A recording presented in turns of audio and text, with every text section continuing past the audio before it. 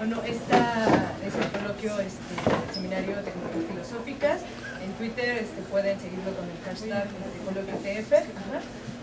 Y bueno, esta es la segunda mesa, la primera mesa, perdón, y se llama Tecnología y Poder, y está compuesta por Juan Manuel Casanova, María García, Miguel Zapata e Iván Martínez. Ajá. Y bueno, primero vamos a dar la palabra a Juan Manuel Casanova. Ajá. Él es investigador y promotor de proyectos del TIC para Desarrollo y Acción Social. Es fundador de la ONG social TIC AC, dedicada al empoderamiento en el uso de tecnologías digitales para la acción social, transparencia y participación ciudadana. Ha liderado y asesorado proyectos para el uso de TICs en organismos diversos, internacionales y locales en Latinoamérica. Ajá. Y bueno, él cuenta con estudios de maestría en Ciencias de Gestión e Implantación de Proyectos de Desarrollo por la Universidad de Manchester, con una especialidad en Innovación Social y con una licenciatura en Ingeniería Industrial y de Sistemas por el Tecnológico de Monterrey. Tiene más de 15 años de experiencia y bueno, pueden seguirlo, su Twitter es @jm_casanueva. Entonces, adelante. Muchas gracias. Gracias por estar aquí y aventurarse en esos temas y complicados. Gracias por la invitación a un no filósofo y les quiero platicar un par de cosas que hemos vivido algunos de nosotros en el lado más práctico en cuanto a la promotoría de uso de tecnología de manera estratégica para fomentar el cambio social y sobre todo balance de poder. Y lo digo de esa manera y lo voy a platicar como si fuera una historia de vida en lugar de plantear las hipótesis del trabajo que hemos puesto a lo largo de los años para tener un punto de contraste, ¿no? Decir, bueno, qué estamos viviendo versus qué estamos leyendo versus lo que estamos haciendo. Porque en este ecosistema, pues, habemos algunos que por formación nos pusimos a ver cómo podíamos echar a andar y hackear el sistema de alguna manera y aprovechar las potencialidades que el contexto de internet, sobre todo, a pesar de las brechas, puede estar dando al ser humano, ¿no? A grandes rasgos, la primera experiencia que me gustaría platicarles es cómo nos vamos metiendo varios colegas, yo, a los primeros enfoques de cómo llevar el habilitamiento de tecnologías para actores que están buscando hacer un cambio en la sociedad, ¿no? La primera experiencia se remonta a Jalapa 2007, con algunos colegas, uno sí es académico, está en la Universidad Veracruzana y está en la gobernanza de internet en estos momentos moderando esas discusiones en temas de tecnología educativa, justamente acceso abierto. Y el planteamiento inicial era el siguiente, ¿no? ¿Cómo podemos llevar desde el activismo, desde la práctica, desde la sociedad civil, una corriente que pueda fortalecer a actores culturales, educativos y de cambio social para que hagan mejor su trabajo, simplemente? En esa época lanzamos un proyecto que se llamaba la Red de Talleres de Producción Digital, en donde decíamos, bueno, si el internet nos está dando la posibilidad de conectarnos a un costo relativamente mínimo, por lo menos a la población que tiene la posibilidad física, económica de conectarnos, y si tenemos la capacidad de la ingenuidad básica como seres humanos para poder producir información con el conocimiento y mensajes, y que posiblemente no lo hayamos hecho por las estructuras tradicionales que hemos vivido desde la historia de la humanidad, que han sido verticales y con una diferencia de poder en donde solamente los ricos y poderosos generan ese conocimiento y le llega a las demás masas que posteriormente nos volvimos consumidoras de información. ¿Cómo podemos empezar a cambiar esos balances de poder, ¿no? Y lo que empezamos a experimentar fueron básicamente dos líneas. La primera línea era algo muy tecnocéntrico, que es la herramienta nos hará poderosos. Es decir, si tenemos el know-how de cómo utilizar una cámara, de cómo editar un video, de cómo programar una animación, vamos a poder generar mejores contenidos, ¿no? Y el segundo era un poquito más metodológico.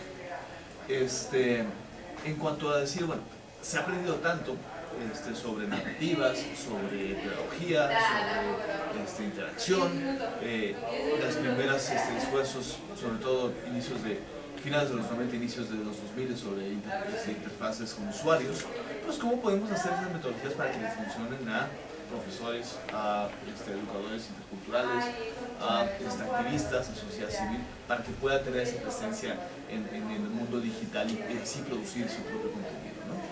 Y ahí el desenlace en un plano más real fue muy complicado. Y recuerda que estamos hablando de 2007, ¿no? Fue complicado porque técnicamente las herramientas no eran tan accesibles. No había Google Docs, no había Facebook, no había editores online de video o de gráficos. Y la brecha sí empezaba a pegar. Por más que un profesor en contexto periurbano, inclusive rural o inclusive en la Ciudad de México, en el contexto urbano, podía tener acceso al internet en su casa o en su espacio educativo, la brecha era complicada. O sea, no era tan fácil empezar a usar herramientas y tampoco era tan fácil adaptar las metodologías que ya habían aprendido para ese tipo de fines. De ahí surgieron algunas hipótesis, por ejemplo, que han contrastado muchas de las teorías que estaban en ese entonces sobre brecha digital. Mi colega Alberto Ramírez, por favor síganlo, Alberto Ramírez Martínez, que les digo de la Universidad de Veracruz, está enfocado en brecha digital y él está enfocado justamente a contrastar el tema de no solamente la brecha de acceso, sino también la brecha de saberes. Es decir, cómo es que un ser humano sabe usar lo que tiene a su disposición para lograr hacer lo que debe hacer, ¿no? Pero en ese momento, creemos que las principales dificultades no fueron ni las tecnológicas ni las del aprendizaje. Fueron en grandes rasgos algo que hasta ahorita ni nos hemos dedicado a pensar, porque básicamente eso es chamba suya, no nuestra, pero tampoco nos hemos dedicado a investigar a profundidad, y es algo que es una pregunta bastante vigente todavía. Es un tema un poco más antropológico o cultural, es decir, veíamos que mentalmente muchos de nosotros, por más que fuéramos activistas, seguíamos pensando como consumidores. Y ahí le voy a dejar la bolita para que Iván después siga hablando al respecto. Y era muy difícil vernos como productores de conocimiento, por más que, y en contexto rural era muy evidente, por más que generaciones y generaciones hemos producido conocimiento y así hemos coexistido. Era impresionante ver cómo a jóvenes normalistas en Veracruz, cuyas familias eran de zonas predominantemente indígenas, les decían, pues bueno, tú generas conocimiento, tú puedes hacer el conocimiento, ¿no? Y te decían, pues no hacían nada.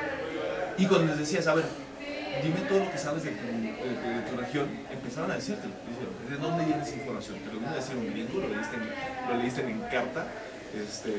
¿O una enciclopedia británica? No, ese conocimiento viene de acá y ha sido generado a través de diferentes generaciones. Entonces ahí hay una pregunta tremenda que habilitaba o no muchas de las principales fases de habilitamiento tecnológico y empoderamiento social. Hasta ahí termina la historia. Segunda, a partir de este momento empezamos a experimentar y empezamos a enfocar en el uso estratégico de herramientas digitales para la incidencia. Le llamamos, nos subimos al discurso de unos colegas europeos, el colectivo de Tactical Technology Collective, que le llamaron infoactivismo. ¿Cómo podemos hacer incidencia? ¿Cómo podemos hacer influencia? ¿Cómo podemos hacer cómo podemos generar opiniones y generar cambios utilizando la información y otra vez las tecnologías como medios? Y empezamos a identificar junto con ellos, en un contexto mucho más latinoamericano y con ellos más internacional, los primeros usos de tecnologías para incidencia. Entonces, 2008, ataques terroristas de Mumbai, se usa Twitter por primera vez para decir qué está pasando entre los ciudadanos y empiezan a generar ese eco y potenciar que un ciudadano que está siendo testigo de algo es la fuente principal de un noticiero como la BBC, ¿no? Estamos viendo las primeras plataformas, ¿no? Como Usahidi, mapeo de reportes en tiempo real. La gente puede mandar mensajitos de texto, se mapean, aparecen los mapas, si se validan o no, y puedes identificar qué fenómenos están pasando, donde la fuente de la información es la misma ciudadanía. Ahorita muchos de estos ejemplos suenan bastante básicos, ¿no? Pero la reflexión ahí no era, las redes sociales te sirven para comunicarte. La reflexión ahí era, o para organizarte. Por más que empezamos a ver algunos ejemplos significativos latinoamericanos de organización masiva para fines sociales, como los chilenos o los colombianos, ¿no? Pero la reflexión ahí era, estratégicamente, cómo deberías usar esas herramientas para cumplir tus objetivos de cambio social. ¿A quién quieres influenciar? ¿Cómo puedes influenciar a otros grupos sociales para que piensen algo, o se sensibilicen en algún tema o se informen en algunas cuestiones básicas? ¿Y cómo puedes ir estableciendo diferentes tácticas para ir de alguna manera teniendo ese poder de influencia para generar tu cambio social? Y ahí nos salimos totalmente del plano tecnológico. Y es algo que llevamos hoy en día como un planteamiento básico en Socialtic de trabajo, que es, sí, las tecnologías ayudan, funcionan, perfecto, pero lo que va a hacer el cambio van a ser los humanos y cómo utilizan, básicamente, cómo establezcan esas tácticas para hackear, para cambiar, para influenciar a los demás con sus propios fines.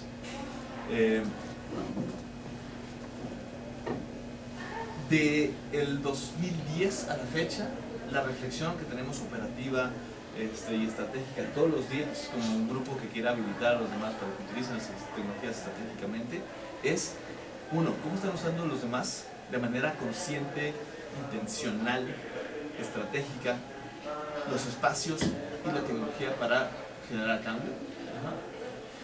Dos, cómo se están adaptando esos actores de cambio a los contextos y las naturalezas digitales o híbridas para generar esos impactos. Y tres, cómo están aprendiendo de sus propias experimentaciones y de los casos de nosotros. Algo que nos queda clarísimo, y se los dejo con un poquito de violencia, es que la literatura no nos ha servido. ¿Por qué? Porque lo que estamos viendo que va más rápido es la experimentación desde la base. Nosotros hemos aprendido de lo que les compartimos más a los grupos activistas de sociedad civil y muchas veces hasta de medios independientes, es lo que otros están experimentando, es lo que otros están hackeando, no lo que alguien está reflexionando sobre lo que está pasando en el mundo. O sea, ese loop de información está llegando realmente demasiado tarde en fines extremadamente prácticos. Y lo tercero, que me gustaría platicarles, y después podemos conversar, porque es interesante tener grandes mentes enfrente. Y lo tercero es cómo enfrentamos el tema de la información. Y ahí también le voy a pasar un pase a Gola, a Iván, ¿no? Que es decir, estamos viendo un espacio en donde la información es mucho más accesible, tanto a nivel de disponibilidad, pero también a nivel de uso, en donde podemos tener más herramientas para manipular y manejar la información. Y estamos hablando desde base de datos hasta tecnologías semánticas. Y también en donde estamos viendo que podemos darle mucho más análisis y sentido a esa información. Podemos levantar información desde campo, con encuestas, relativamente fácil. Podemos levantar información que otros están generando, como por ejemplo redes sociales. Podemos acceder a fuentes públicas, podemos acceder a fuentes privadas, a las académicas no, porque realmente están cerradas, pero bueno, hay su movimiento de acceso abierto. Pero el punto es ¿no? Cómo estamos navegando como actores de cambio, otra vez, y ese es nuestro foco, esta disponibilidad, esos esfuerzos de apertura de información en un contexto de privacidad, ¿no? Y ahí lo interesante que estamos viendo está en dos niveles. Uno, los grados de apropiación están siendo complejos. ¿Por qué? Porque nuestras generaciones, y tampoco las que están más abajo, tienen las capacidades de procesar la información, tampoco tienen la mentalidad para acceder a esa información y vivir en ese mundo tan lleno y saturado de información. Pero lo más complicado está siendo en el tema de cómo antes plenamente, y esa es una percepción, ¿no? Plenamente de vivir esta abundancia de información y tener casos ya que podamos debatir y que podamos decir si la apertura total de información nos sirve para eso. Antes de eso estamos ya empezando a hablar de regulaciones y estamos hablando de por qué sí, por qué no, y estamos viendo cómo la balanza de poder está siendo mucho más fuerte que el potencial del uso abierto de la información. Y es algo súper interesante porque no sé, y ustedes por favor ya me dirán después, si estamos viviendo una batalla de generaciones o de actitudes o puede ser hasta moral, ¿no?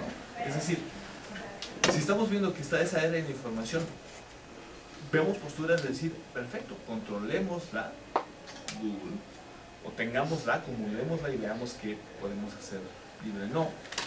O la otra es, si nosotros crecimos con acceso a internet y pudimos ver que teníamos acceso a mucha información, hackeémosla y podamos crecer como sociedad, ¿no? Y ahí entra un debate súper interesante sobre las posturas con colegas con los que a veces coincidimos y a veces no, en temas de tecnología para cambio social, que es, ya con esto termino, ¿hacemos nuestras propias redes o navegamos en ese mundo existente, el contexto existente donde están esos Facebook, esos Googles, en donde muchas veces no es claro qué es abierto y qué no es abierto, de quién es la información, ¿no? Accedemos a ella, pero posiblemente es parcialmente, pero posiblemente no, siempre y cuando podamos aprovecharla, ¿no? Entonces, ¿cómo podemos navegar y ir construyendo este contexto de internet que estamos tratando de generar? Porque nos estamos viendo como actores, no como investigadores. ¿Qué mundo queremos? ¿Combatimos a Facebook y a Google o le sacamos ventaja y los aprovechamos al máximo, aunque sabemos que va a haber limitantes de disponibilidad? Entonces, ese es el último dilema en temas de tecnología para cambio social que estamos enfrentando todos los días y que sería súper interesante tener sus puntos de vista. Bueno, muchas gracias, Juan Manuel. Bueno.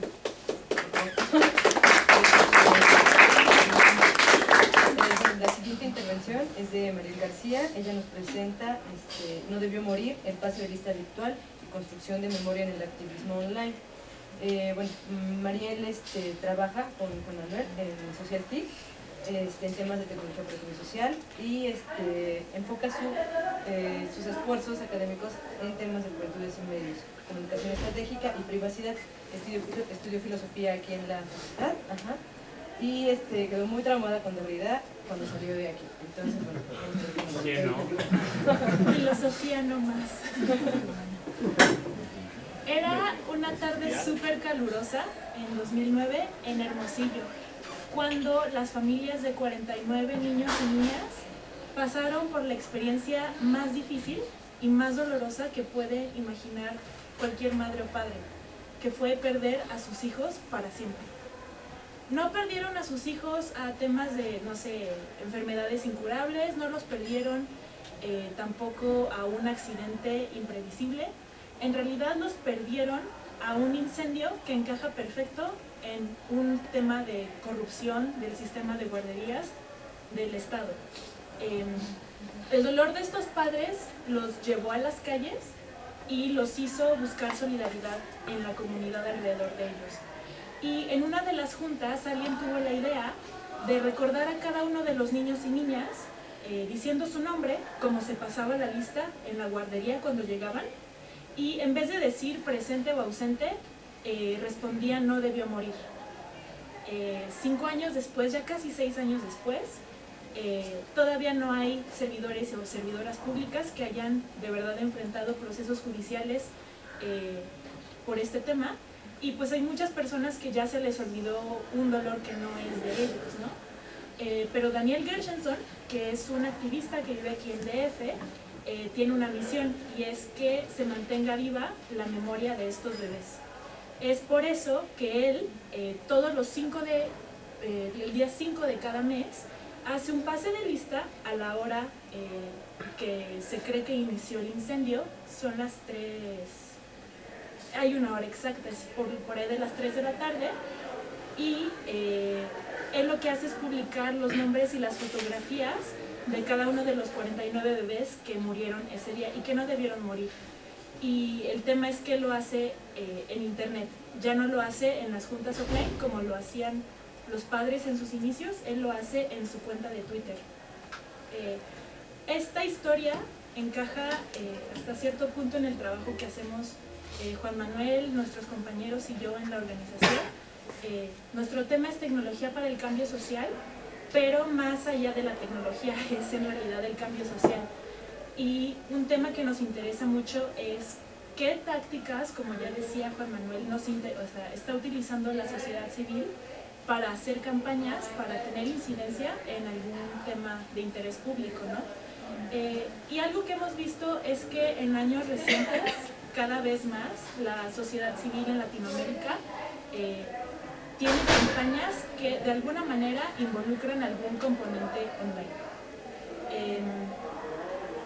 Ahora, el tema que también vemos es que no hay como esfuerzos formales, o sea, no estamos en una región donde la gente sea súper estructurada y diga, ok, voy a tener una semana de planeación de campaña antes de hacerlo. Tampoco hay como que mucho dinero en el sector de sociedad civil para hacer esto. Entonces, ¿qué es lo que está? O sea, no es como que haya una campaña orquestada, como se vería en otras regiones del mundo. Pero entonces, ¿qué es lo que sí hay? ¿Qué es lo que está determinando qué decisiones toman las personas que hacen campañas con algún componente online? Y pues hay muchas hipótesis, ¿no? Hay alguna que a mí me parece, pues sí, bastante plausible, y es que quienes hacen campañas adoptan tácticas utilizadas en activismo más tradicional, más pre-era digital, y las adaptan para su presentación en el entorno virtual, ¿no?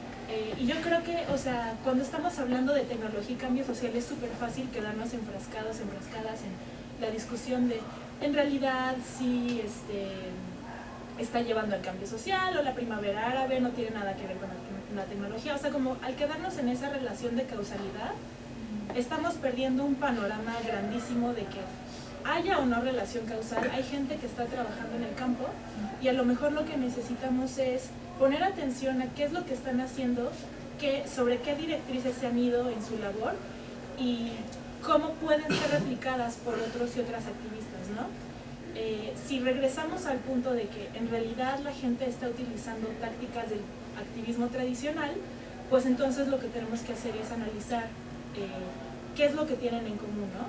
Y yo por eso me enfoqué en los pases de lista, que son como muy claramente una forma de activismo para la construcción de la memoria. O sea, quienes no quieran, por ejemplo, que los niños sean olvidados, los 49 niños sean olvidados, y que son bastante persistentes en al menos 3 movimientos mexicanos.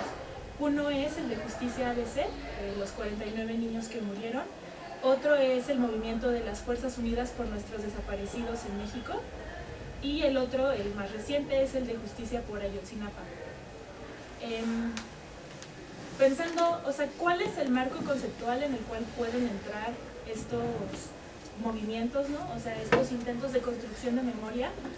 Pues creo que, o sea, sí hay un nicho que permite ese estudio, el estudio de la memoria colectiva. Y es que, o sea, la idea simple de que la memoria se puede construir en un grupo, que de hecho se puede como atribuir a un origen individual y que a lo mejor no es una cuestión tanto de voluntades, ¿no? O sea, quiero construir mi memoria, sino que es un proceso grupal que de hecho se da. Eso entra dentro de una corriente súper específica de los estudios de la memoria colectiva, ¿no? El punto del trabajo que estoy presentando acá no es dar cuenta de la tradición entera de la memoria colectiva, pero sí me gustaría como mencionar algunas bases del tema. Muchos activistas de la memoria me apuntaron hacia un egiptólogo alemán que se llama Jan Assmann y que justamente tiene como que muchos trabajos sobre memoria colectiva. ¿Cuáles son las características más importantes? Que para él la memoria colectiva no es biológica, o sea, no es racial. En el siglo XIX se hablaba de la memoria racial, ¿no? Y era así como lo super progre. Es que ya no es universal de todas las personas, pero tal vez sí es una cuestión de esos, ¿no? Para él no, nada que ver. No hay ninguna forma de determinismo biológico. Hay otros elementos como que la memoria cultural es distante de la memoria que necesitamos para operar diariamente, ¿no? Tiene un punto fijo en el pasado, presenta la concreción de la identidad y ahí ya me acerca demasiado a la filosofía, entonces eso me lo voy a saltar. Y lo más importante es que está contenido en un objeto exterior, algo que carga la memoria. No es la persona, sino que se puede, se puede llevar en un objeto, ¿no? Y eso como que deriva después en memoriales, temas de arquitectura para la memoria, ¿no? Pero creo que lo más importante, sí, la característica más importante que puede servir para el estudio de los pases de lista virtuales es que Assmann considera la memoria cultural como resultado de una reconstrucción. O sea, es un proceso en el que las personas relacionan su conocimiento de un evento del pasado a una situación contemporánea por proceso cultural, ¿no?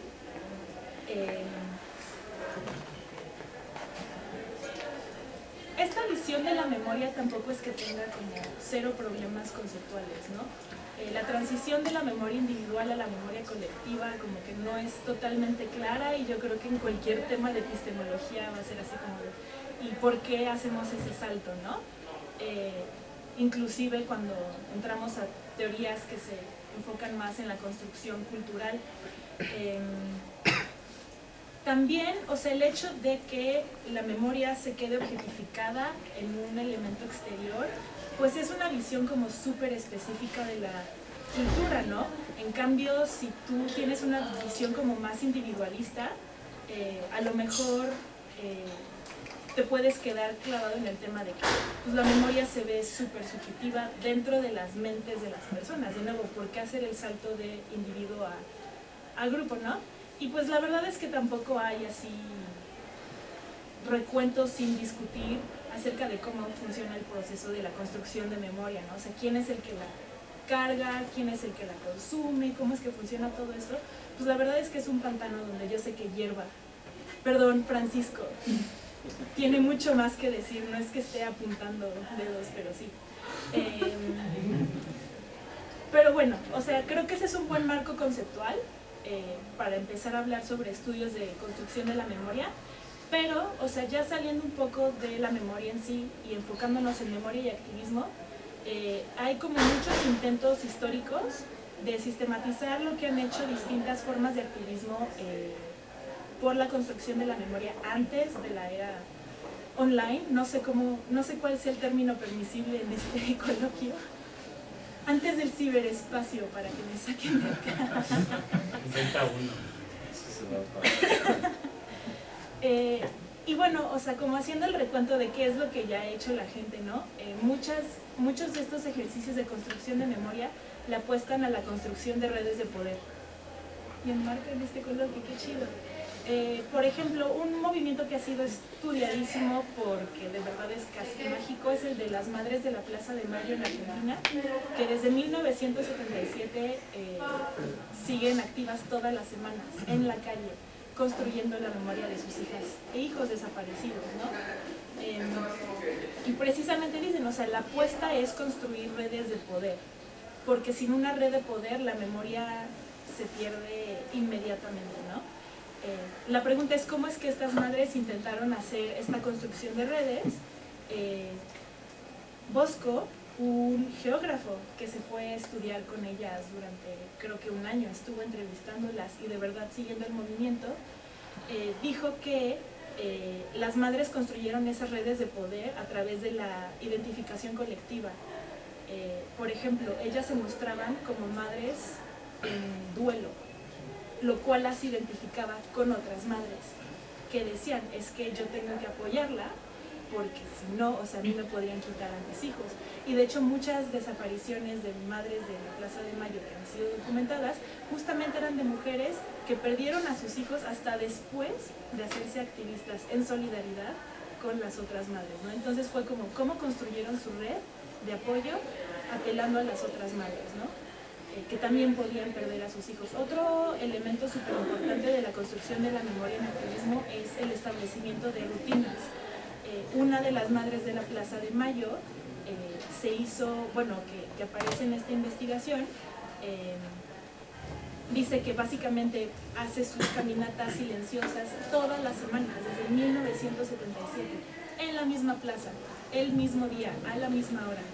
Y entonces, aunque la gente pues desde 1977 la reconoce, para ella es muy importante mantener eso, porque el día que ella lo deje de hacer, siente que se va a perder la memoria de su hija. Es una hija que desapareció, ¿no? También documenta Bosco la marcha anual de la resistencia que tienen estas mismas madres hacia la plaza. La primera no fue en 77, en realidad fue en 81, pero desde entonces se hace todos los años.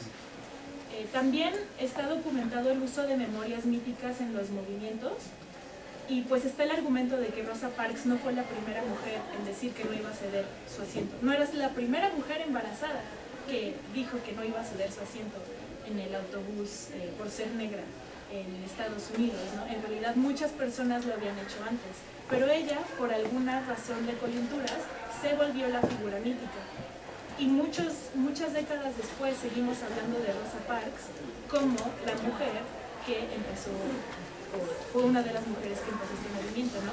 Entonces, ¿cómo es que mantenemos memoria viva, por ejemplo, del papel del movimiento por los derechos civiles en Estados Unidos? Pues apelando a figuras como Rosa Parks. También está el tema de los líderes, por ejemplo, como el sandinismo y el zapatismo siguen haciendo muchos años después referencia a dos líderes del siglo pasado, y cómo siguen resonando entre personas que nacieron muchos años después que ellos. Una súper importante en comunicación estratégica, el uso de símbolos y palabras que resuenan con la audiencia que queremos que recuerde algo, ¿no? Y creo que esto nos regresa, por ejemplo, al tema de las madres de la Plaza de Mayo. O sea, ¿por qué ellas activamente escogen mostrarse como madres en duelo cuando, por ejemplo, eso les ha ganado como muchas críticas feministas, ¿no? Que sienten que ellas están desempoderando a otras mujeres a través de este papel. ¿Por qué? Pues porque resuena con una audiencia mucho más amplia y más necesaria para sus propósitos que, por ejemplo, las comunidades feministas. Otro tema súper importante, la generación de antagonismos. Un movimiento en Colombia que se llama Los Hijos e Hijas por la Memoria y en contra de la impunidad. Básicamente son hijos e hijas de personas que fueron asesinadas en algún punto de la guerrilla. Ellos se quejan de que son como que el Estado se refiere a ellos como subversivos o a veces como terroristas, ¿no? Entonces su estrategia se vuelve para ellos clara, ¿no? En respuesta a una narrativa que los trata de pintar a ellos mal, ellos lo que tratan de hacer es voltearla y ser ellos contra el establecimiento, ¿no? Ellos contra la misma población que mató a sus padres, ellos contra el Estado. Y básicamente esa generación del antagonismo, por ejemplo, el Estado contra los hijos de víctimas, dicen que es una forma de mantener el tema vivo, ¿no? La institucionalización de la memoria colectiva, ¿no? Creo que esto ni siquiera puede ser del siglo pasado, o sea, más bien los estudios de institucionalización se van a temas mucho más pasados, ¿no? O sea, por ejemplo, hay gente que se dedica a estudiar cómo es que la imagen de Cristóbal Colón fue institucionalizada en distintos países.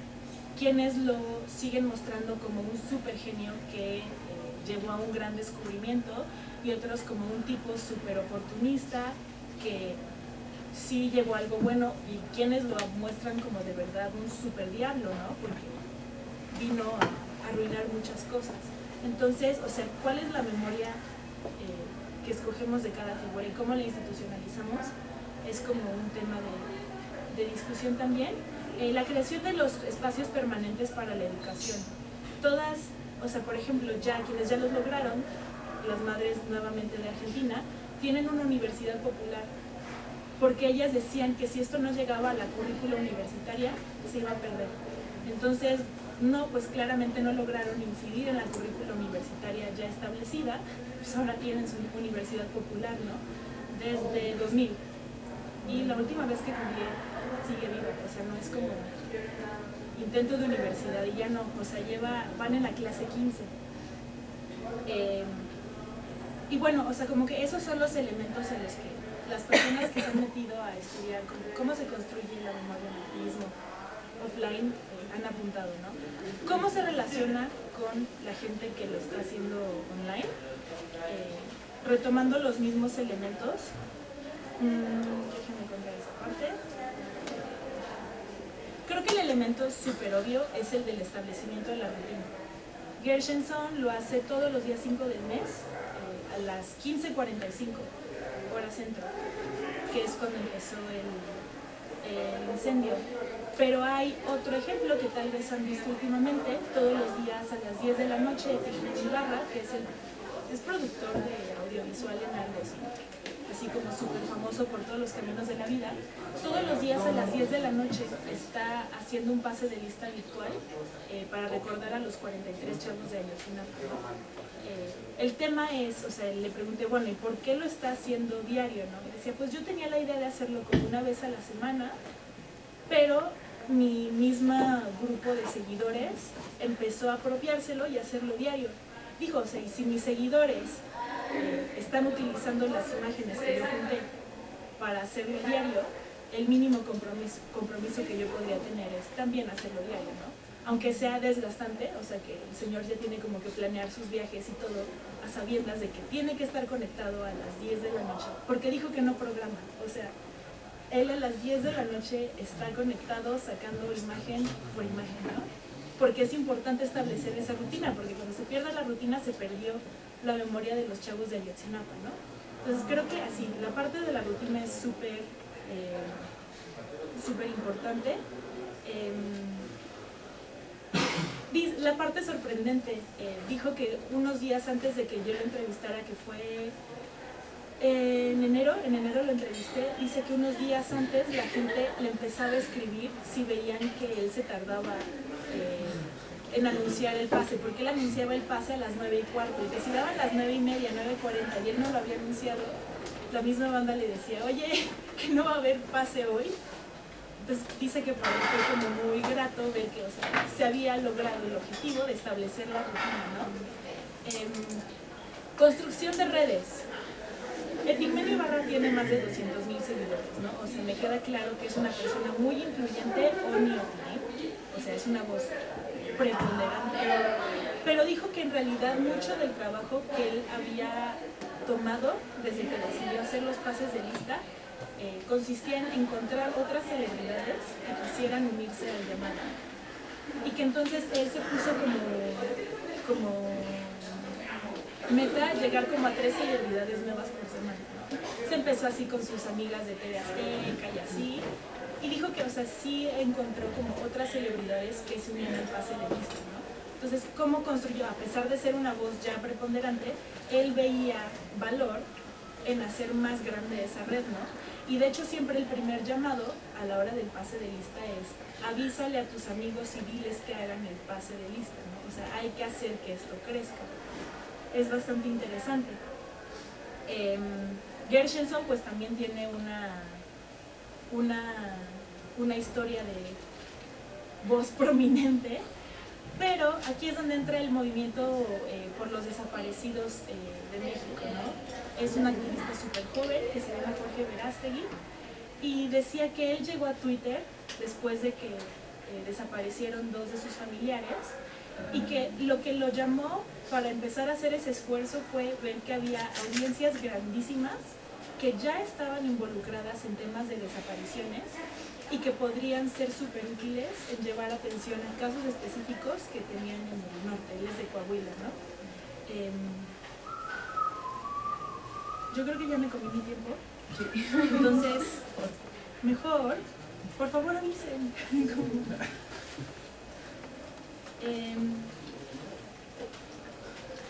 El resumen ejecutivo, que tal vez por ahí debimos haber empezado, ¿no? Pues sí, o sea, al menos un tipo de activismo, el de la construcción de memoria, puedes desmenuzarlo táctica por táctica y ver que no son invenciones tecnológicas, o sea, son tácticas retomadas de movimientos de antaño y justamente en temas de acotación de mensajes, usar símbolos que resuenen con la audiencia, apelar a memorias míticas de movimientos, incluyendo líderes, y sobre todo el establecimiento de rutinas está llevando a que estos movimientos puedan prosperar.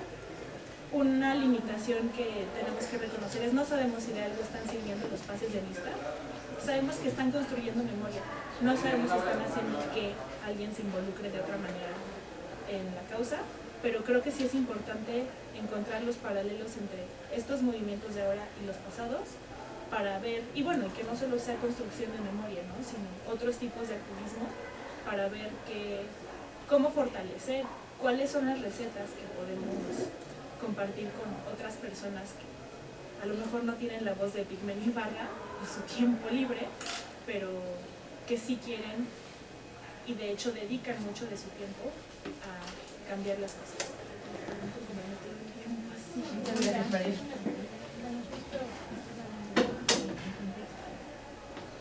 Perdón. ¿Quieren las preguntas ahorita o al final?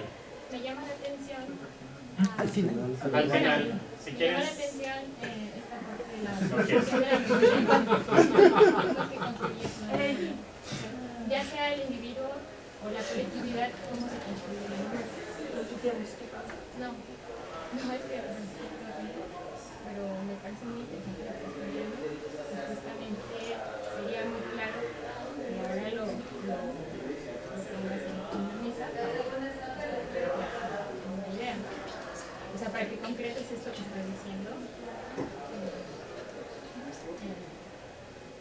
No sé, puede ser filósofo. Háblanos desde la filosofía, cómo nace, cómo se construye la memoria. Ah, no, desde la filosofía no. O desde la historia, no quieras. No, Biología. esto es de ciencia social. Me pasé a ciencia social. Desde la ciencia política. Fue así como mi primer disclaimer. Amor, filosofía. Pero yo sé que Hierba trabaja el tema desde filosofía. Si te interesa desde filosofía, El pensamiento de tecnología. Entonces, pensamiento de humanidades o pensamiento de ingeniería, por ejemplo, y ciencias sociales. bueno, sí, o sea, sabemos claro que. Ok. Suena buenísimo, ¿no? Compañeros, de vamos orden. a la mesa tiene, ¿no? Los ponentes vamos a respetar su tiempo, por favor. Entonces, la siguiente Sí va a haber participación. un tiempo para preguntas. Sí va a haber un tiempo para preguntas, pero va a ser al final de todas las presentaciones, ¿eh? Entonces, por favor, vamos con... Todos tenemos nuestro tiempo, ¿no? Vamos con Miguel Zapata. Él nos presenta esta versión tecnológica en el no catastrofismo racionalista de Dupay. Y bueno, un poco bibliografía. Él es doctorante del programa de filosofía de la ciencia de la UNAM y con una tesis sobre el riesgo tecnológico y democracia. Es profesor de la Facultad de Filosofía y Letras y tiene publicaciones sobre la Escuela de Frankfurt, sobre las metáforas de la ciencia, el transhumanismo y la relación entre expertos y griegos. Vamos a continuar con su... Bueno, pues muchas gracias. El clima de tragedia de la ponencia de mi compañera me viene muy bien para introducir el tema del que voy a hablar. Que va a ser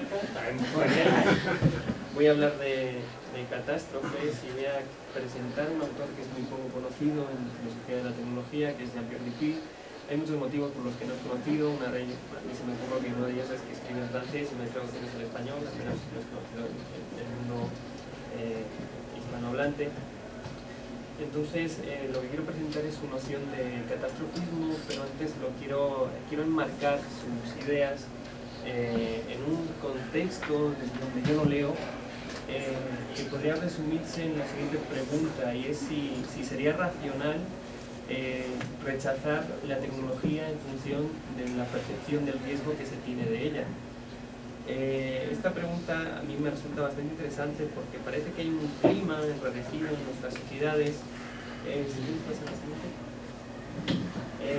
que, digamos, que genera una dicotomía en el mundo del conocimiento entre expertos y legos, y parece que algunos autores tienen esta visión dicotómica según la cual el ego estaría pensando en que la tecnología genera muchos más problemas de los que resuelve, y además afronta el problema del riesgo y lo evalúa en función de la magnitud de los posibles daños y no tanto en función de la probabilidad de ocurrencia de un evento negativo.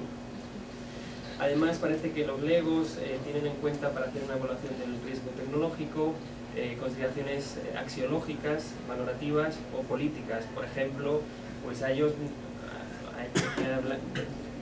función un poco de lo didáctico, voy a hablar del público en general, ¿no? Esto sería muy complejo, pero digamos que para aclarar la cuestión de que ellos evalúan el riesgo en función de aspectos políticos, no estarían dispuestos muchos grupos sociales a admitir la implementación de una tecnología que vaya a ocasionar un riesgo muy bajo a una comunidad que no ha decidido que se implemente esa tecnología. Es decir, la aceptación del riesgo también va en función de si se ha elegido introducir la tecnología o no, ¿no? Pero, digamos, la dicotomía reside en que hay otro grupo, que es el grupo de los expertos, que evalúa la tecnología de una forma mucho más optimista y piensa que la tecnología, como la ciencia, es motor y causa del progreso social, y además se evalúa el riesgo tecnológico en función de un cálculo probabilístico y en función de un cálculo de costo-beneficio, ¿no? Esto es una imagen, ¿no?, al trazo grueso, pero que hay autores que realmente la mantienen. Algunos de estos autores sería Aaron Wildavsky. Él piensa que el público normalmente es alarmista cuando rechaza ciertas tecnologías porque no se da cuenta de que las regulaciones y las prohibiciones realmente ocasionan muchos más problemas. El ejemplo más famosísimo es el DDT. El DDT se dejó de comercializar y se prohibió en muchos países porque, bueno, pues se vio. Parecía que había algunos estudios que concluían que era carcinógeno. El problema es que cuando se prohibió el DDT, en los sitios donde se prohibió hubo una proliferación de enfermedad de la malaria, que es precisamente para lo que estaba hecho el DDT. Esto es un argumento muy clásico dentro de algunos expertos en la materia de los riesgos. Y otro argumento de Wildavsky es que normalmente cuando nosotros rechazamos una tecnología en función del riesgo que percibimos, no tenemos en cuenta que somos resilientes y que cuando suceda aquello peor que nos imaginamos que puede pasar, seríamos capaces de adaptarnos a la nueva situación. Este es un argumento también muy polémico de Wildavsky, pero bueno, son autores que mantenían esta dicotomía. Un autor mucho más reciente, porque Wildavsky ya murió, es Carl Sunstein. Carl Sunstein es uno de los filósofos políticos más relevantes en la actualidad. Además ha sido asesor de Obama, por tanto tiene, digamos, injerencia en la política real, en asuntos en materia de ciencia y tecnología. No sé con mi cabeza, pero bueno.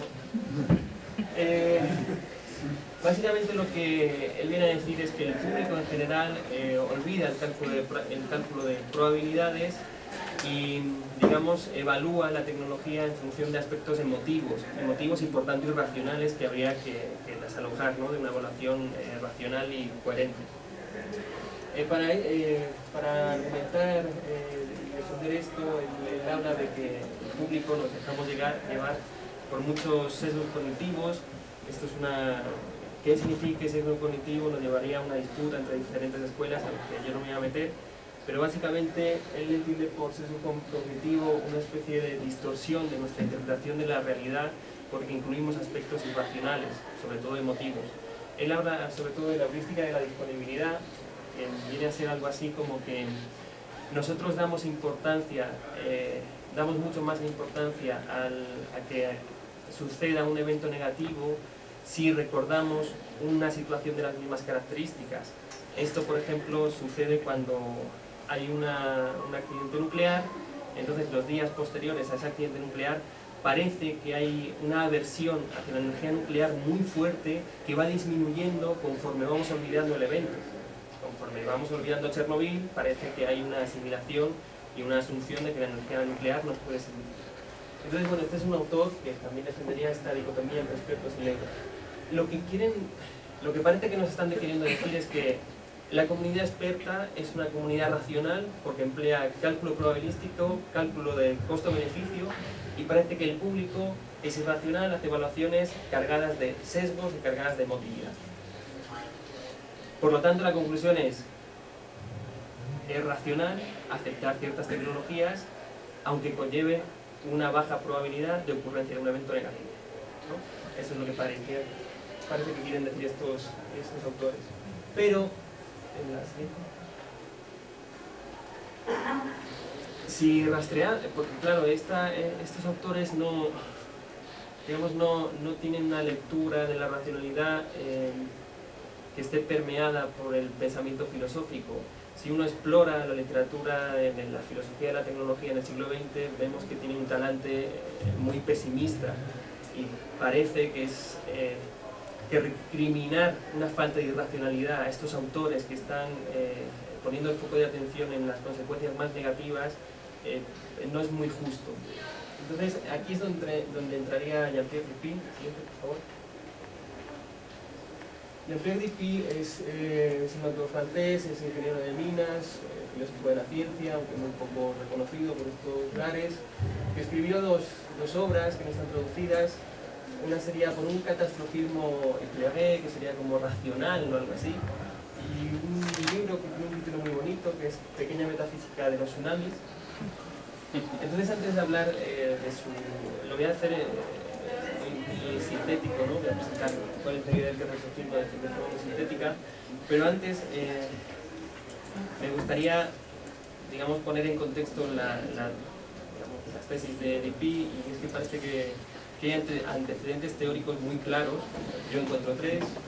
Encuentro que un antecedente teórico sería Gunther Anders, con la idea del desfase prometeico. Gunther Anders lo que defiende en la sociología del hombre es que hay un desajuste en nuestra capacidad de transformación técnica del mundo y el conocimiento de las consecuencias que esa transformación puede tener. Entonces, como una idea general de Gunther Anders. Otro autor que es referencia y que influye en el catastrofismo de Dupuy sería Hans Jonas, que defiende el principio de responsabilidad, según el cual digamos, las acciones que estemos dispuestos a tomar en el mundo debería tener en cuenta que sus consecuencias deben estar a favor de la supervivencia de la humanidad, ¿no? Esto también es muy controversial, pero bueno, pues sería una influencia. Y otra, claramente es la de Ivan Illich, por cierto, que colaboró con él en algunos libros. Ivan Illich, pues ya lo conocen, algunos compañeros ya han hablado de él, y básicamente yo simplemente voy a hacer mención de la idea de contraproductividad, y viene a decir Illich que, por ejemplo, son varios libros, pero en Energía y Equidad viene a decir algo así como que si el éxito de la implementación de muchas tecnologías al final da consecuencias negativas precisamente porque nos funcionan muy bien y porque las hemos implementado demasiado. El ejemplo típico es el del coche.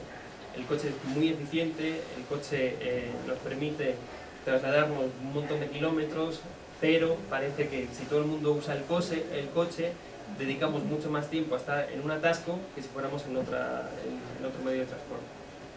Eso también es muy básico. Y ahora vamos con el catastrofismo racional o Claret.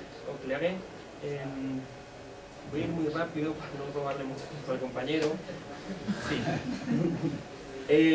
Básicamente el punto central de Dupuy es que hace una crítica a la noción de riesgo, y él piensa que no nos sirve para solucionar los problemas tecnológicos de nuestro tiempo. Lo que vendrá a defender es una paradoja, que es plantearnos que la catástrofe tenemos que verla como algo inevitable, pero que a la vez debemos evitar. Entonces ya veremos cómo hace esto, de forma muy sintética. ¿Por qué critica el riesgo? Él básicamente critica el riesgo porque la comunidad de expertos están transformando un mundo de incertidumbre, porque están transformando la incertidumbre en riesgo, como atribuyendo probabilidades subjetivas de ocurrencia de eventos que jamás han pasado. Por tanto, si no se conoce la frecuencia de esos eventos, porque son eventos que nunca han pasado, la asignación probabilística se hace de manera subjetiva. Y esto es la gran crítica que le hace Jean-Pierre Ripier a los expertos. Sería caer en una lógica burocrática, él lo equipara con las tesis de Hannah Arendt sobre Eichmann, que tampoco voy a entrar aquí. Y básicamente lo que él defiende es que tenemos que pasar de un tiempo de la historia, un tiempo de la catástrofe, del proyecto, porque nosotros tenemos una concepción metafísica del tiempo, según la cual el tiempo es algo que ya ha pasado y es inamovible, y el futuro es un horizonte de posibilidades que, bueno, podemos decidir cualquiera. Él lo que pretende es cambiar esta ficción metafísica por un tiempo que sería el tiempo del proyecto. Él dice: la metafísica que yo propongo consiste en proyectar el tiempo posterior a la catástrofe y verla en retrospectiva como un evento a la vez necesario e improbable. ¿Esto cómo lo hace? Él piensa que hay que proyectar el futuro como si ya hubiera acontecido para mirar nuestro presente como un pasado que se puede revertir. Esto, que parece muy enrevesado, lo ha utilizado, por ejemplo, Greenpeace en su campaña de 2009, cuando creó carteles con las imágenes de algunos presidentes pidiendo perdón por lo que no se había hecho. Es decir, están proyectando un futuro que ya ha sucedido para poner en cuestión lo que estamos haciendo en el presente. Otra forma de cómo la cultura está asumiendo esta idea sería con la literatura de climaficción. Bueno, es como un subgénero dentro de la ciencia ficción, es muy interesante. Quizá el pionero es James Ballard, pero James Ballard habla de climas futuros distintos al nuestro, pero que no son provocados por el hombre. Entonces, Ballard no lo incluiríamos, pero bueno, hay un montón de autores que sí que exploran esta idea. ¿Tengo tiempo? Sí, tengo tiempo. Bueno, entonces yo lo que, digamos, esto es muy rápido, muy sintético y muy precipitado, la presentación de Jean-Pierre Ripier. Yo le haría dos críticas, las siguientes. Hay una tercera crítica que es la más contundente, que yo es la que desarrollaría mucho más, pero como no da tiempo, yo simplemente menciono las dos críticas un poco más superficiales. Yo creo que Jean-Pierre Ripier cae en una arrogancia filosófica, y si él lo que piensa es salirse de esta dicotomía entre expertos que tienen un tipo de racionalidad científica y público que mantiene una evaluación emotiva del riesgo, él está apelando a que la fundamentación moral que nos lleve a solucionar nuestros problemas tecnológicos pasa por la asimilación de este tipo de catastrofismo filosófico. Pero ¿dónde dejamos al público y dónde dejamos a los expertos? ¿Podemos prescindir del conocimiento científico? ¿Podemos prescindir de las herramientas teóricas que tenemos a día de hoy? ¿Podemos prescindir de los aspectos emotivos? ¿Podemos prescindir de los aspectos políticos que mantiene el público? Pues yo creo que no. Entonces sería una primera crítica simplemente señalada y no desarrollada. La última crítica es que él está pensando toda su teoría en función de una noción de incertidumbre, y parece que en cuestiones como la que a él le interesa, que es la del cambio climático, no estamos ante un fenómeno de incertidumbre, sino de certidumbre científica, de certidumbre de ciertos eventos. Entonces hay una autora que a mí me gusta mucho, es una historiadora de la ciencia, que es Naomi Oreskes, que ha escrito un libro recientemente, está recién publicado hace unos meses, donde su estrategia es precisamente la del tiempo de proyecto. Es decir, ella escribe como una historiadora de la ciencia en el tercer milenio, hablando de nuestros problemas, y habla de nuestra época como una época de penumbra, porque no hacíamos caso a la certidumbre y a la evidencia científica. Entonces, Lo que yo propondría, ya para finalizar con la crítica a Jean-Pierre Dupuy, es que si él acepta la idea de desfase prometeico de Günther Anders, yo diría que nuestro desfase es diferente. Nuestro desfase no consiste en que somos capaces de transformar la realidad y no tenemos conocimiento de las consecuencias. Nuestro desfase es otro. Nuestro desfase es que sí sabemos las consecuencias, pero no tenemos la voluntad de cambio. Entonces, sería la tesis final. Gracias.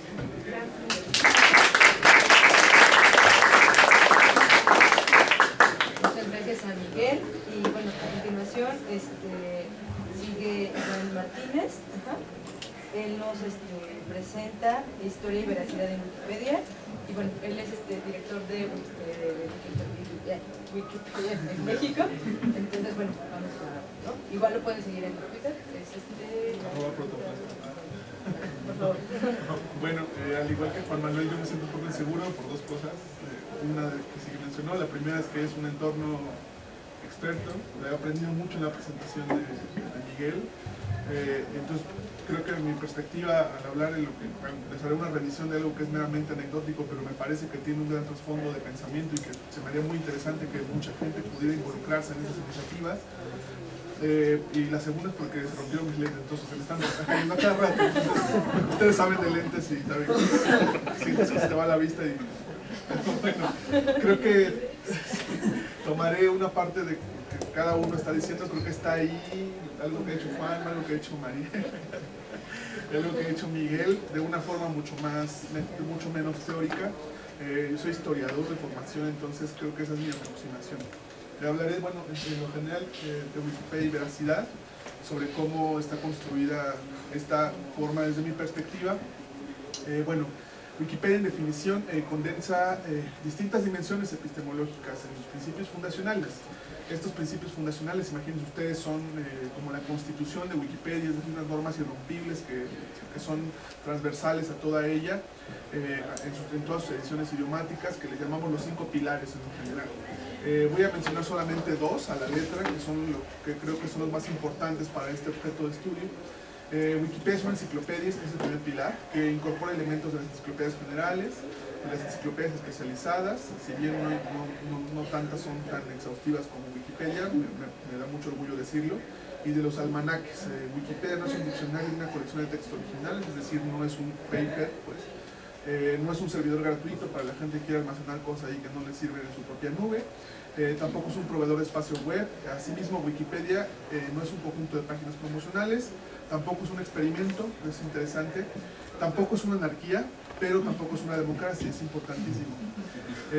No es un directorio de enlaces, tampoco es el lugar para expresar opiniones, experiencias o argumentos.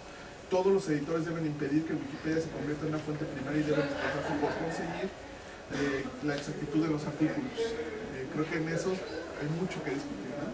Pero bueno, el segundo pilar es Wikipedia busca el punto de vista neutral, es decir, intenta conseguir que los artículos no aboguen por un punto de vista en concreto. Esto requiere ofrecer la información desde todos los ángulos posibles, presentar cada punto de vista de forma precisa, dotar de contexto los artículos para que los lectores comprendan todas las visiones y no presentar ningún punto de vista como el verdadero o el mejor. Esto implica, y aquí creo que está el núcleo de lo que quiero hablar, esto implica citar fuentes autorizadas que puedan verificarse siempre que sea posible, especialmente en temas polémicos.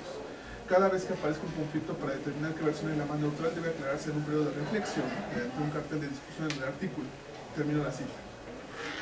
Cito estos 2 pilares porque los considero relevantes. Trato de razonar sobre el sujeto y el objeto de estudio en los artículos relacionados a historia, Wikipedia en español, sobre la capacidad de relativizar bien todos los argumentos a favor o en contra de lo enunciado, pero que se transmite o se materializa una comunidad que reúne miles de enciclopedistas, pero en reglas fácilmente entendibles. Dicho marco normativo decide el futuro de aquello que permanecerá en este material de referencia. Estas reglas han permanecido casi incólumes a lo largo de 14 años, pese a la gran metaestructura de discusión que la gran comunidad, que al día de hoy cuenta más o menos 65,000 personas en todo el planeta, que contribuyen activamente a las 287 ediciones idiomáticas día a día. Estos 5 pilares han tenido realmente pocas enmiendas desde la fundación de Wikipedia en 2001. Me viene a la mente el día en que le pregunté a Richard Stallman, el padre del software libre, sobre los autores que le habían inspirado en su concepto de libertad, que rige totalmente una de las expresiones de la sociedad contemporánea que, en mi opinión, y bueno, primero, como escribió Lawrence Lessig, otro personaje muy destacado de la cultura libre, estuvo siempre en el pasado, la cultura libre, y será parte de nuestro futuro, acá un poco con el catastrofismo también que acaba de mencionar Miguel, siempre y cuando cambiemos el camino por el que vamos. Un camino en el que ahora la Internet, en su razonamiento filosófico y su razonamiento filosófico convertido en protocolos de Internet, tiene un razonamiento de libertad muy amplio, tiene un funcionamiento descentralizado con el fin de asegurar su propia permanencia y de asegurar además su replicación en otras redes. ¿Qué pasa hoy? Que hay gobiernos queriendo intentar poner parches legales o poner parches ideológicos, legales, jurídicos o como podamos esos pastiches extraños que ahora funcionan en las leyes, queriendo colocarle límites a esas bases teóricas que se expresaron en la libertad desde la década de los 60 y 70, que de hecho nacieron en un contexto militar, pero que se han también descentralizado o desapegado de ese origen, ¿no? Stallman me comentó que simplemente en su concepción de libertad él se tenía a lo clásico, a lo tradicional, a ningún autor, a la definición de libre que todos conocemos, es decir, la que aprendemos en los manuales de filosofía básicos, ¿no? Pienso en la concepción de libertad de una enciclopedia de filosofía muy básica. La invención de Stallman, de Richard Stallman, o más bien sus razonamientos, que hoy diríamos son del tipo humanista digital, son, en mi opinión, una de las aportaciones cruciales del siglo pasado, engendradora de fenómenos como la misma Wikipedia e incluso más allá del propio Internet. El pensamiento libertario de Stallman va más allá del propio sistema operativo GNU para producir objetos de conocimiento que usamos todos los días. Bueno, centrándonos en lo que nos toca, la cobertura de artículos históricos en Wikipedia en inglés era del 6% en 2008, cuando dicha edición acumulaba 2.1 millones de artículos. Pero estamos muy lejos de eso. En solo 5 años Wikipedia ha cambiado, es muy dinámica, ha tenido derivaciones e ideas nuevas transitando en sus ejes y valores. No solo en números, la edición en inglés el día de hoy tiene el doble de artículos y en español tenemos un 60% más que esa cifra. Hoy existen, por ejemplo, wikipedistas en residencia en la Universidad de Berkeley. El artículo de Wikipedia del dengue en inglés fue arbitrado y publicado íntegro en un journal abierto, en el Open Medicine, y arbitrado bajo un sistema tradicional. Wikiloves Monuments, por ejemplo, nutrió el acervo libre de un patrimonio monumental en al menos 40 países y sumó 300.000 fotografías bajo licencia Creative Commons, sacando a la gente a fotografiar y a donar esas imágenes a Wikipedia. El día de hoy, en la propia Facultad de Filosofía, aquí está Francisco, que participa en un programa que suma 300 aulas que incorporan en su herramienta, incorporan a Wikipedia como una herramienta de evaluación, ¿no? Entonces, estas cosas no son las de 2008. Wikipedia es hoy otra cosa y seguramente en 2030 será otra cosa mucho más afortunada. En una obra clásica para la reflexión de la verdad y la veracidad en el método histórico, que se llama Historia y Verdad, de Adam Schaff, él plantea la premisa de asumir como verdad bajo la teoría clásica, es decir, hablando de juicios verdaderos, algo muy elemental, por supuesto, tampoco quiero abundar en posturas filosóficas las cuales desconozco, pero él habla de juicios verdaderos o de proposiciones verdaderas en la asunción de verdad para los historiadores. Dentro de esta dimensión podemos asumir la verdad como un valor, la podríamos asumir como un valor en muchas escuelas, en muchas corrientes, en muchos autores, pero bueno, para los fines de esta reflexión quiero centrarme a una teoría muy clásica, a una definición de verdad o de veracidad, en este caso muy clásica. Retoma Schaff para dar un poco de luz en esto, cito: de nuevo, se nos hace evidente la precariedad de las razones de la aversión de los historiadores contra la filosofía. La situación, de hecho, demuestra que la historia, al igual que las otras ciencias, plantea problemas que son por excelencia filosóficos y que no pueden resolverse honestamente sin recurrir al patrimonio de la filosofía. Es imposible eliminar de nuestro lenguaje términos tales como verdad. No obstante, basta una breve reflexión sobre este problema para rendirse a la evidencia de que se trata de un problema eminentemente filosófico. Pero por supuesto mis colegas no hacen mucho caso a esto, o tampoco les interesa mucho sumirse en este tipo de honduras. Y por supuesto en Wikipedia hay otra cosa, y lo vamos a ver con un ejemplo muy práctico que tomé como caso de estudio para los fines de esta charla. La veracidad de los artículos históricos en Wikipedia se ciñe también a estas en apariencia sencillas reglas que mencioné, los 5 pilares. Dejemos a la reflexión futura, a la inspiración y las influencias detrás de las reglas básicas de este producto cultural, hoy el 7º sitio web a nivel mundial, para resolver algunas dudas. Es decir, aquellos hechos históricos que se expongan en Wikipedia deben ceñirse en un tono enciclopédico, es decir, responder una pregunta bajo la estructura enciclopédica heredada a lo largo de varios siglos, al menos desde el siglo XVIII. La enciclopedia, en apariencia investida de la innovación y nutrida de los espíritus de Asimov y Borges por igual, y de los modelos totalizantes en la memoria de algunos de sus paisajes y personajes, permanece casi intacta en su espíritu cognoscente, en la forma en la que genera respuestas.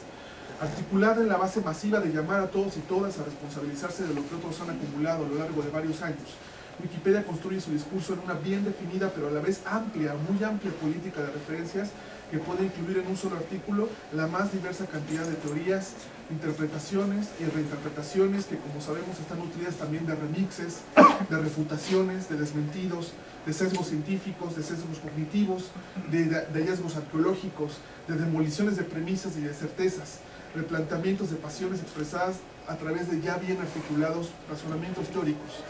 Pero esa estructura de certezas también no deja de ser solo eso.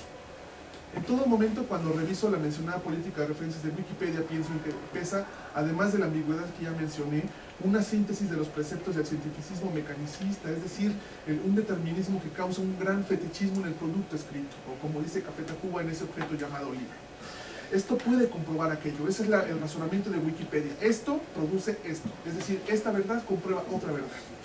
Tratándose de un producto derivado del humanismo, tales premisas podrían tener más matices, idealmente, una gradación de grises más que un blanco y negro recargado de prejuicios. Para Wikipedia, si es libro, es referencia. Esto fue un argumento que ocuparon, por ejemplo, en una discusión que tuve con mormones en 2010, cuando discutía con ellos si fue una cruz o un madero de tormento el que sacrificó a Jesús de Nazaret. Para los mormones, los libros provenientes de editoriales mormonas causan veracidad. Es decir, causan respeto, que son dignos de referenciar en una enciclopedia, pero son productos de autoconsumo. Pero ellos los asumen como una prueba en las discusiones, en los artículos que a ellos les toca referenciar o escribir. Centrados en esta reflexión, bien podríamos volver a reflexionar qué es el pensamiento, o qué es el pensamiento de Leopold Ranke, aquel que permea en las políticas de narración y de referencia en Wikipedia. El positivismo, aquel de narrar las cosas tal cual pasaron, con absoluto detalle, exentos de interpretaciones y con la objetividad de quien observa el objeto de estudio muy lejos de sí, sin prejuicios, parece que es el que se condensa en la política que les mencioné. Afortunadamente, la elasticidad que comenté de esta política de referencias da paso a la exhaustividad de un artículo. ¿Por qué? Porque un artículo de Wikipedia aspira a ser exhaustivo, no tiene límites en papel, puede ser revisada y corregida en tiempo real. Y bueno, además de la relevancia enciclopédica, el pilar de neutralidad nos exige fatigar todo aquello relacionado a un tópico del conocimiento humano. Por todo, tal cual enuncia la política, se incluye lo dicho sobre este tema.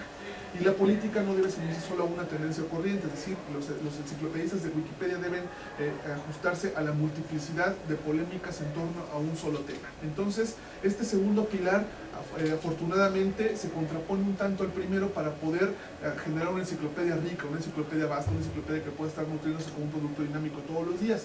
Para esto, voy a poner el ejemplo del artículo de los niños héroes en Wikipedia en español.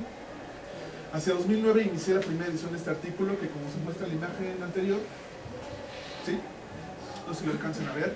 Esto es una revisión antigua, pero bueno, daba por veraz la verdad oficial, y esto por supuesto será un festín para aquellos revisionistas de la historia, ¿no? Pero sí, o sea, esta verdad estaba expresada tal cual se aprendió en una monografía RAF, como nos enseñaron en la primaria o la secundaria, ¿no? O sea, esto fue lo que pasó y hubo seis que diga cadetes, ángeles, ¿no? Que se aventaron del cielo.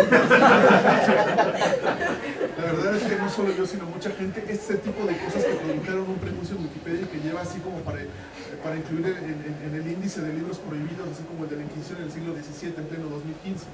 Pero este tipo de cosas, por supuesto, son espantosas.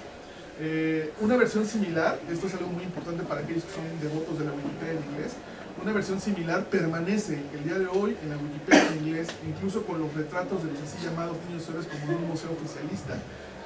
Este artículo fue consultado 9.500 veces en los últimos 90 días en la Wikipedia en inglés, pero para que se den una idea de por qué es importante discutir y además intervenir en este tipo de cosas, el artículo en Wikipedia en español tiene mucho más notabilidad. Es el artículo número 8.932 entre 1.156.000 artículos. En el mismo periodo de 90 días fue consultado por 58.000 personas. Es decir, es un producto muy leído. Wikipedia tiene hoy una preeminencia que muchos libros de investigadores conectados quisieran. Es decir, aquel destino del estante que duerme el sueño de los justos se contrapone a la notabilidad que tiene Wikipedia como producto cultural hoy en día. Bueno, si revisamos la siguiente imagen, las referencias en 2009, simplemente el artículo no tenía referencias, no tenía nada. Y estaba enlazado un enlace de Tripo, un enlace creo que era del Banco de México. No sé, el caso es que... Sí, el Facebook de Bueno, pero la que sigue, por favor. Si revisamos... sí, es el artículo en inglés que les decía que sigue tal cual. O sea, el artículo en inglés sigue diciendo la versión oficial, ¿no? Si revisamos las referencias de Wikipedia en inglés, creo que la que sigue, no es en español, la que sigue. No, creo que no la coloqué, disculpen, voy a regresar. El caso es que, bueno, las referencias que pesan para argumentar este artículo en inglés citan de una forma extensiva una obra de 1849 de Edward Deering Mansfield. No están ustedes para saberlo, pero ese señor también fue el biógrafo de Winfield Scott, ¿no? Uno de los comandantes en jefe de la misión de invasión y despojo del territorio. Entonces, miremos ese tipo de cosas, ¿no? Una cosa muy curiosa que tenemos en Wikipedia es el sesgo cognitivo. Esto es, en resumidas cuentas, el artículo de Oaxaca, la Wikipedia en japonés es Oaxaca es una ciudad de México. Se acabó. Y en español es 40 párrafos. O por ejemplo, algo muy sencillo, en el artículo en Wikipedia en inglés de Oliverio Girondo es que es un poeta. Y en español es que es ya saben, hay girondistas, ¿no? Entonces es una cosa totalmente diferente de las ediciones idiomáticas por este sesgo geográfico o de acceso al conocimiento. Pasa también en la versión en inglés. Pero bueno, detengámonos en la versión en español. La anterior, por favor. La anterior. Esta. Este es el cuerpo de referencia actual del artículo de los niños héroes pasados 6 años. Las referencias que pesan para argumentar este artículo y concretamente la parte biográfica dura, es decir, aquella probatoria, aquella que es casi forense, esa que le gusta mucho a los historiadores de cosas militares, en este caso es El Tesoro de la Juventud. Es una obra que tiene sus orígenes que ustedes conocen seguramente, que se editó en la década de los 20, que fue actualizada para un público determinado en la década de los 70 por una editorial muy famosa en los 70 también, se llama Goliath. Un texto que por igual contenía en las páginas mitos, no tiene un aparato crítico, también contenía diversiones en casa o cuentos de los hermanos Grimm por igual, para un público menor de 12 años. Es algo maravilloso, Tesoro de la Juventud, muchos crecimos con ese libro, pero para los fines de esta charla y para los fines de Wikipedia en español y para las cifras que está contenida acá, no puede ser útil por obvias razones. Bueno, la que sigue, por favor, es esta. Desde hace unos años lo que hice fue intervenir el artículo, enfrentándome a pasiones, enfrentándome incluso a devociones metafísicas por el hecho de que hay gente que simplemente no tolera que los niños héroes no existan.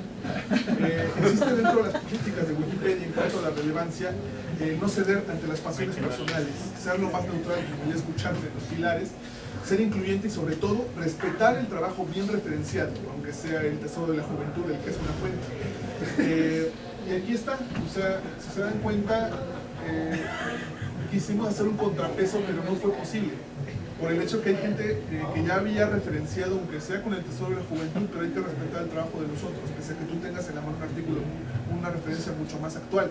Entonces aquí redactamos de este grupo, de los niños héroes, de los 6 cadetes famosísimos, la historia oficial posterior con mayor notoriedad a partir de 1947, deformó en distintas etapas con fines nacionalistas los hechos, ¿no? Que es algo en sí, como ocurrió esto a lo largo de un siglo de historia.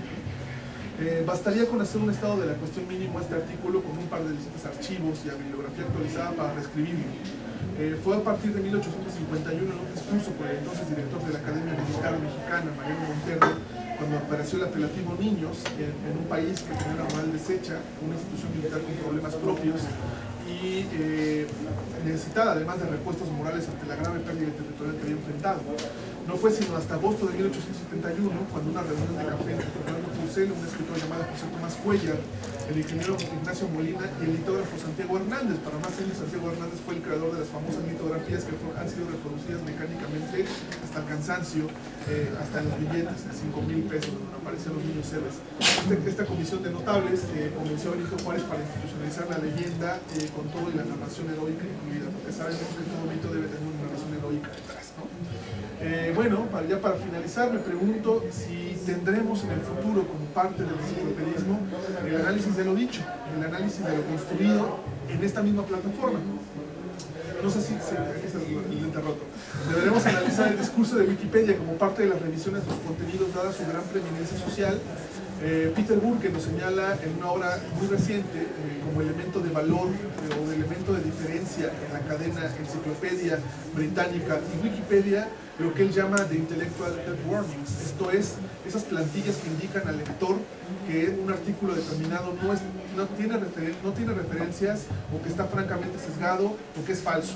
En opinión de Burke, estas leyenditas que para nosotros como wikipedistas son únicamente procedimiento, hacen la diferencia o hacen el valor de notabilidad de Wikipedia frente a la británica y frente a la propia enciclopedia de los franceses del siglo XVIII. Cito, articular históricamente el pasado no significa conocerlo tal cual verdaderamente fue.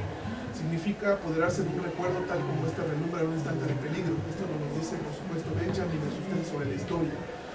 Dichos recuerdos pueden relumbrar de distintas formas según la perspectiva, por supuesto. Pero en el caso de los humanistas y de lo tecnológico hay mucho que caminar aún y hay mucho que reflexionar en las premisas que dan vida a nuestros proyectos de hoy en día. Muchísimas gracias.